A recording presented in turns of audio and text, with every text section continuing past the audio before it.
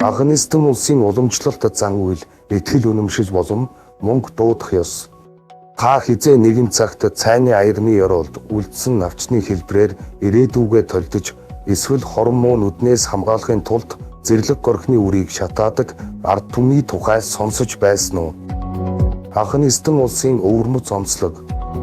Анхны эстэн бол зөвхөн дайн дажин, элсэн цүл биш, харин мянган жилийн түүхтэй торгоны замын уулзуур дээр орших соёлын асар том өв санд тээгч улс юм.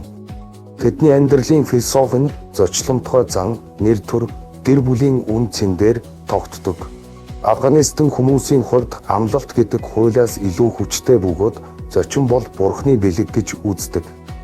Тэдний сэтгэлгээнд өнгөрсөн түүхээ дээдлэх, байгаль дэлхийтэйгээ хүн холбоотой байх үзэл гүн бат суусан байдаг. Энэхүү уламжлалт хэв маяг нь тэдэнд хүнд хэцүү цаг үед тэсэж үлдэх сэтгэлийн хат нэгдмэл байдлыг өгдөг учраас юунаас илүү чухал юм. Уламжлалт ёс заншил болон итгэл үнэмшил. Навроз буюу шинэ жил афганичуудын хамгийн том баяр бол Навроз юм. Энэ нь хаврын өдөр шөнө тэнцэх үеэр тохиодог бөгөөд байгаль дэлхий сэргэж буйг бэлэгддэг. Энэ үеэр хавт мива буюу 7 төрлийн жимсний холимгийг бэлтгэдэг. Энэхүү амттан нь элж буйжилт, элбэг дэлбэг чихэрлэр амьдралыг авчин биж итгэдэг. Мөнгө дуудах ба аз жаргалыг урих ёс мөнгө, эд баялаг дуудахын тулд тэд Наврозын өглөө шинэ хувцас өмсөж, халаасандаа заавал мөнгө хийдэг. Мөн гэрийнхээ босхон дээр ногоон өвс ургамал тавьж, ирээдүг нь ногоон буюу өгөөжтэй байгаасаа гэж өрөөдөг байна. Гэртээ шинээр эд зүйл авахдаа заавал сайн өдрийг товлож, эрхлээд чихэр түгээдэг нь эд баялаг амттай, тогтвортой байхыг бэлэгдэж буй хэрэг юм. Мохор сүсэг ба хараал идэхээс сэргийлэх нь Анхны эстэнд назар буюу хорон муу нүднээс маш их айдаг.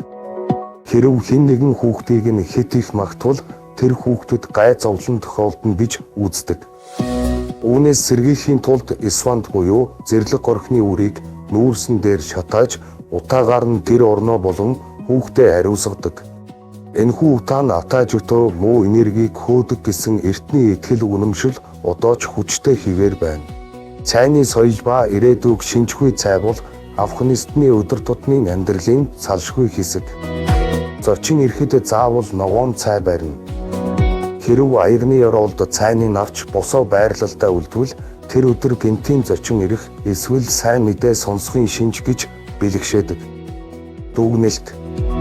Анхны эстэн улсын соёл уламжлал бол ердөөл нэг дадал зуршил биш, харин тэдний оршин тогтнохын дархлаа юм.